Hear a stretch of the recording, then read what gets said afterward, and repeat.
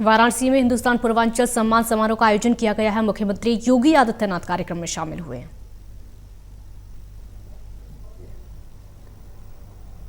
लोगों ने कहा क्या कार्यक्रम हो सकता है? मैंने कहा मिट्टी के दिया जलाएंगे, वहां दीपोत्सव का कार्यक्रम करेंगे। कहा कितना? मैंने कहा कितने दीपक वहां मिल सकते हैं? लोगों का 2000 4000 अरे इनका नहीं, कम से कम 51,000 से शुरू करिए। अब 51,000 मिट्टी के दीपक नहीं मिल रहे थे हम लोगों को। अनुमान करिए, पूरे प्रदेश से जुटाए गए।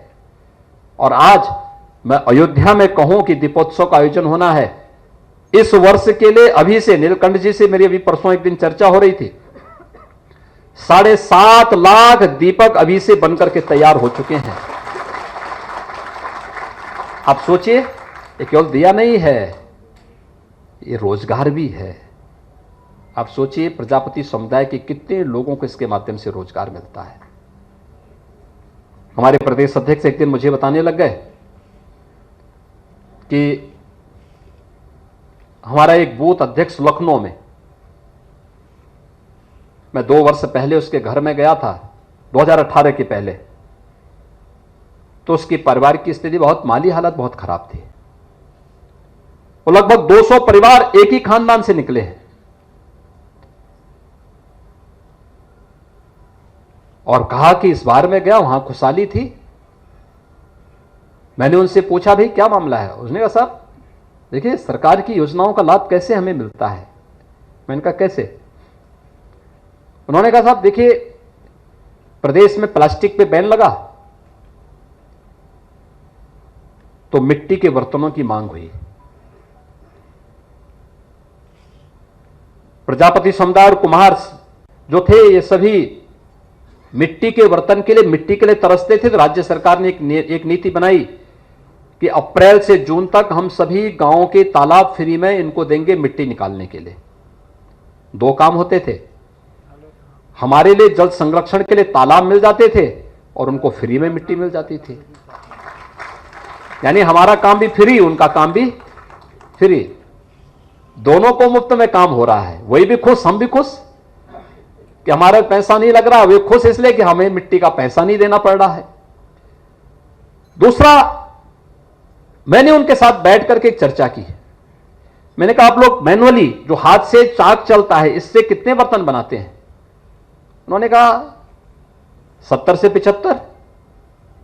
मैंने कहा अगर इलेक्ट्रिक चाक या सोलर चाक आपको देंगे तो आप इससे 4 गुना बर्तन बना सकते हैं।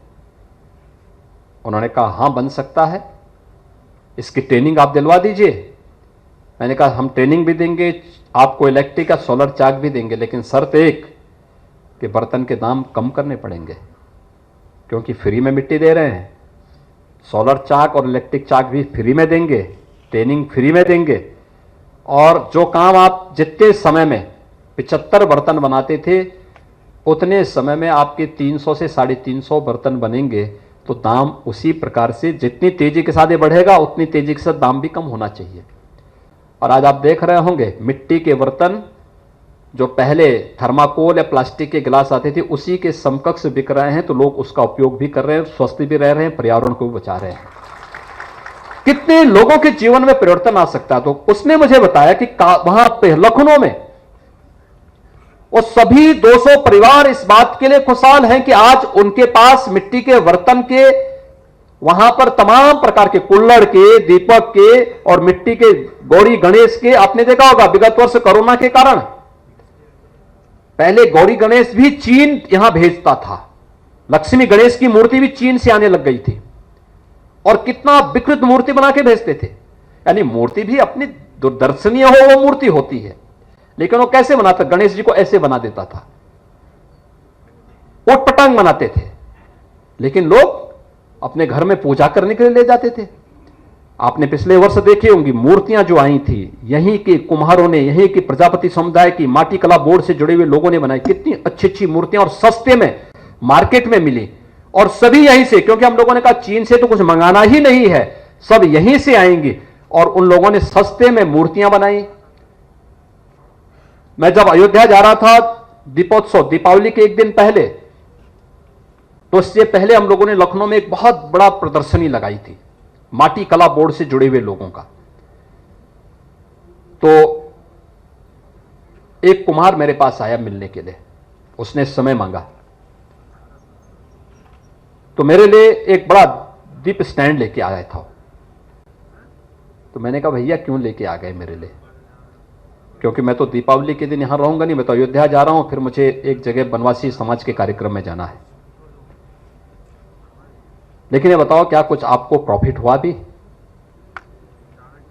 उसने कहा साहब मुझे अब तक 3 दिन में मैं 4 लाख की नेट प्रॉफिट कमा चुका हूं। मैंने कहा इतना प्रॉफिट कभी कमाया? कहा साहब साल भर में नहीं मिलता था, अब हमें इतना प्रॉफिट मिल जा रहा है, और ये जिस तेजी के साथ मार्केट की डिमांड हुई है इसको देखते हुए इसमें और तेजी आएगी। मैंने कहा ये जो स्टैंड आप लेके आए हैं इसकी कीमत क्या है? उसने कहा साहब मैं 2 लेके आया था, एक तो 25,000 में बिक चुका है और एक मैं आपको देने के लिए आया। मैं कहा क्यों 25,000 खराब कर रहे हैं, आप इसको भी ले जाइए और फिर बेचिए और उस पैसे को फिर किसी और को रोजगार के साथ जोड़ देंगे तो मुझे इसी में प्रसन्नता होगी। और मुझे बहुत अच्छा लगता है कि जब लोग प्रधानमंत्री मोदी जी के आत्मनिर्भर भारत के इस विजन के साथ जुड़ करके स्वावलंबन की ओर अग्रसर होते हैं। आप में से हर व्यक्ति लोगों को एक नई दृष्टि दे सकता है जीवन के हर एक क्षेत्र में।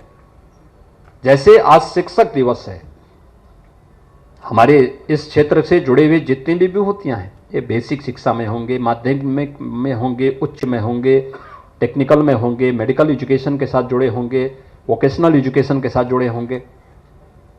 वास्तव में इनके सामने सबसे बड़ी चैलेंज था। मार्च 2020 में हम लोगों ने स्कूल कॉलेजेस बंद कर दिए थे। बीच में 2-3 महीने 2021 में हम लोगों ने खोलने का प्रयास तो किया, लेकिन फिर एक चैलेंज होता था। इस बार हम लोगों ने फिर से जैसे स्कूल कॉलेजेस खोले हैं, फिर से बात सामने आ रही कि थर्ड लहर आ सकती है। एक चैलेंज, कैसे हम उन सभी बच्चों को शिक्षा के साथ जोड़ सकते हैं, और इस चैलेंज के बीच से रास्ता निकालना है, इस चुनौती के बीच से रास्ता निकालना होगा। लोगों को राह दिखानी पड़ेगी, तकनीक का बेहतर उपयोग कैसे कर सकते हैं, क्योंकि एक वो समाज जो हर प्रकार से सुविधा संपन्न है, वहां पे उनके पास टैबलेट होंगे, उनके पास अपने लैपटॉप भी होगा, उनके पास अच्छे स्मार्टफोन भी होंगे, उनके पास डिजिटल एक्सेस भी होगा, सब कुछ होगा। लेकिन एक बड़ा तबका हमारे यहां तो ऐसा भी है जिसके पास डिजिटल एक्सेस की बात तो बहुत दूर है, जिसके पास घर में टेलीविजन नहीं है, जिसके पास कोई टैबलेट नहीं है, स्मार्टफोन नहीं है। उन लोगों तक कैसे हम अपनी उपस्थिति दर्ज कर सकें, और एक लंबे समय तक स्कूल कॉलेजेस बंद नहीं हो सकते। मैं कल और 3-4 दिन से बाढ़ क्षेत्रों का दौरा कर रहा हूं। मैं एक गांव में, बाढ़ प्रभावित गांव में गया, एक लड़का मुझे मिला, मैंने उसको बुलाया, मैंने कहा स्कूल पढ़ते हो? उसने कहा हां। मैंने कहा कौन क्लास में पढ़ते हो? उसने कहा जब मैं स्कूल छोड़ा था तब मैं 4थी क्लास में था। तो मैंने कहा कितने दिन हो गए स्कूल गए हुए? कहा देखिए इस समय तो बाढ़ आई है, इससे पहले कोरोना आया था और मैं स्कूल नहीं जा पाया हूं। आप सोचिए, उस बच्चे का संवाद स्कूल से टूट सा गया है। उसने कहा 4थी क्लास में मैं पढ़ता था, स्कूल नहीं जा पा रहा हूं। यह एक भाव है उन बच्चों के जिनके मन में पढ़ने की एक तमन्ना तो है, लेकिन कैसे हम उसके लिए सहज और सरल बना सकेंगे कि वह तकनीक का भी उपयोग उसके लिए आसान हो सके।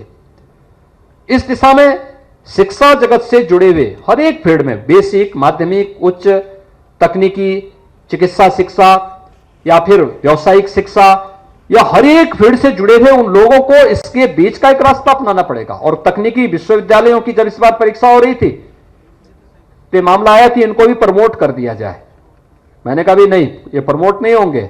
हम बेसिक, माध्यमिक, उच्च और इन सब में मान सकते हैं, लेकिन तकनीकी विश्वविद्यालय में हर एक छात्र को टैबलेट उपलब्ध कराओ, लैपटॉप की सुविधा उपलब्ध कराओ, नहीं है तो उसके लिए कुछ सुविधा उपलब्ध कराओ, लेकिन इनकी परीक्षा होनी चाहिए। आप इनके क्वेश्चन जो पेपर है इसको 3 घंटे के बजाय 2 घंटे का कर लो, लेकिन ऑनलाइन एग्जाम करवाइए।